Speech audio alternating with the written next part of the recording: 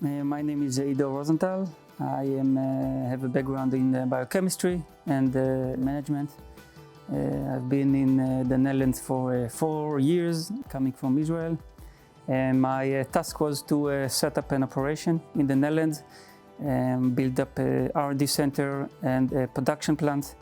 And looking 4 years back, we are now proud owners of a team of 20 people that consists R&D people, a production operation and quality assurance team that serve the European activity of the group.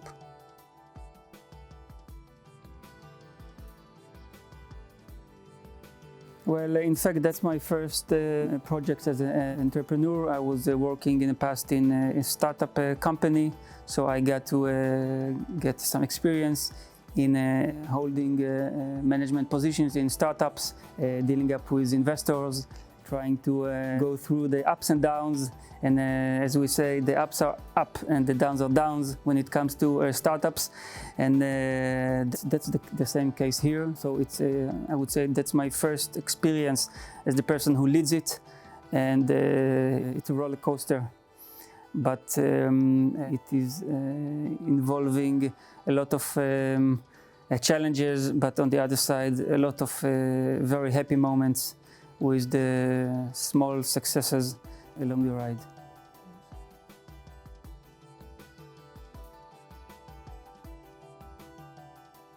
Well, so we are a food company. We are processors of juices, basically, and we provide our products to worldwide.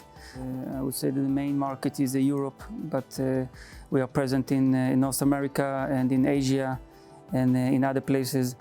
In order to support our customers, we have to be able to give the best service, and this means to maintain or to implement data management, product life cycles management, ERP system that will support our operation globally. And because we are a global company, then the integration between the sites is crucial to give just-in-time solutions.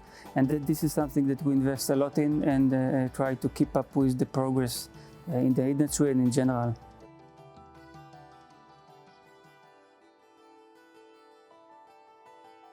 Okay, sustainable practices in our industry is super important, especially because we refer to the food industry. And we invest a lot of time and effort in sustainability, and this means that through the last years the company turned to be backward integrated, and this means that we go back all the way to the farmers, to the growers, and we join them in order to find ways to promote sustainability. And it means how to use pesticides correctly, how to treat the land in a proper way, and as well as how to make sure that they pay the employees the right salary and give them overtime, etc. There are some companies in the industry that leads this sustainability or sustainable agriculture, and we are highly involved in this, and we have people dedicated to make sure that we follow the market trends, which most of our customers are requiring.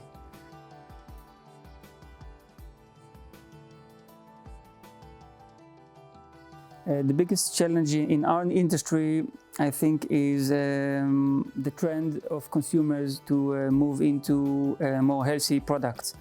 Now, when it comes to the industry that we are at, which is the beverage industry, we have to find solutions how to remain very much updated, meaning how to give solutions to our customers on reducing sugars in drinks, on consuming less chemicals and more fruit juices. And this is where we, with a strong marketing support and the R&D team, trying to find ways to I would say offer our customers products with less calories, with less food additives, but more juice content, which is basically what we do.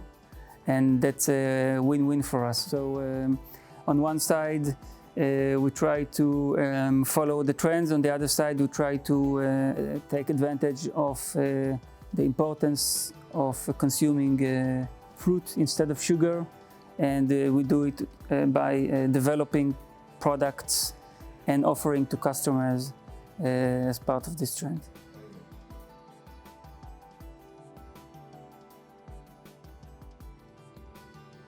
Yes, there are of course challenges with exporting and importing our products, and the main one is the volatility of the commodity markets, and I would say the different geopolitical and economical changes that occur worldwide, and we are of course affected from it. It's the oil prices or the of the political issues in South America. Everything affects us. It affects the prices of commodities, and we have to very often find solutions to balance price increase, to adjust product recipes in order to maintain the correct costs of the final goods that we can offer.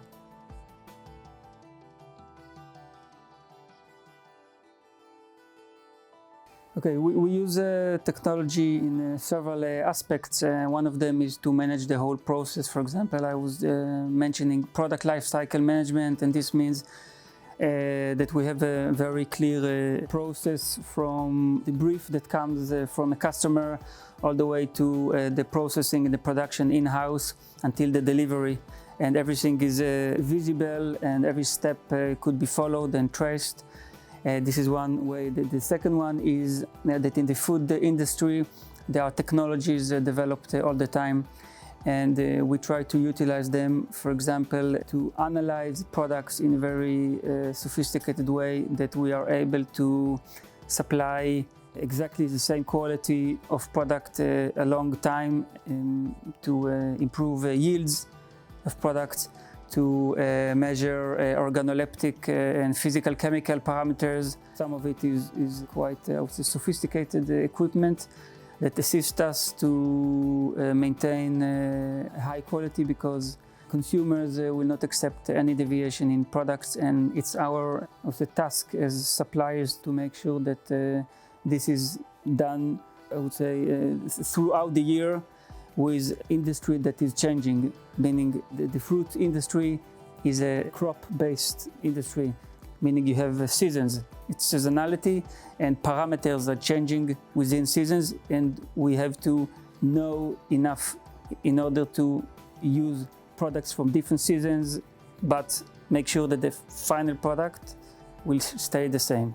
We can have the same product from 5-6 different origins in the world, from different seasons, and each one by itself is different, and we need to find a formula that when you combine them together and maintain the same quality throughout the year, because the person who pick up a bottle of drink needs to have the same taste.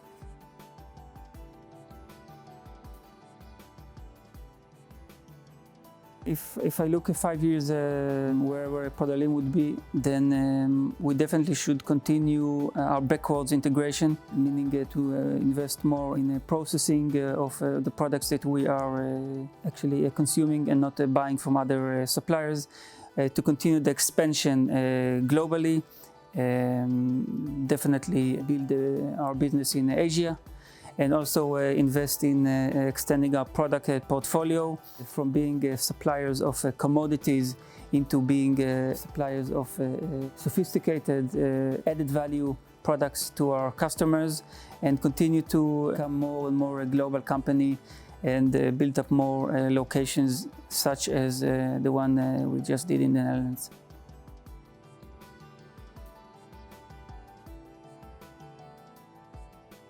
Okay, so if I think about the 3 most important points for an entrepreneurship, then I would say first one, invest in networking. Networking gives you answers, gives you ideas, enables you to execute your business. Without networking, it will take you 3 times the time, and it will cost you much more money.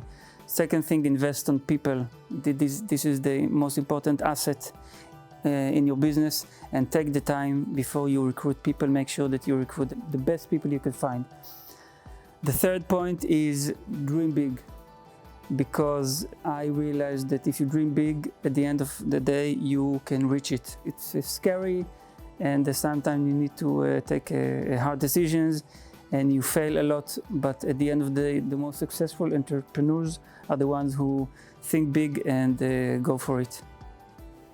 Okay, so you can see behind me the R&D lab that we have in the Netherlands. This is also the center of innovation of Prodalim.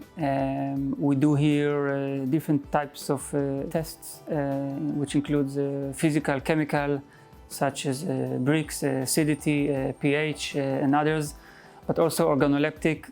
We do testing sessions. We measure color, we measure flavor.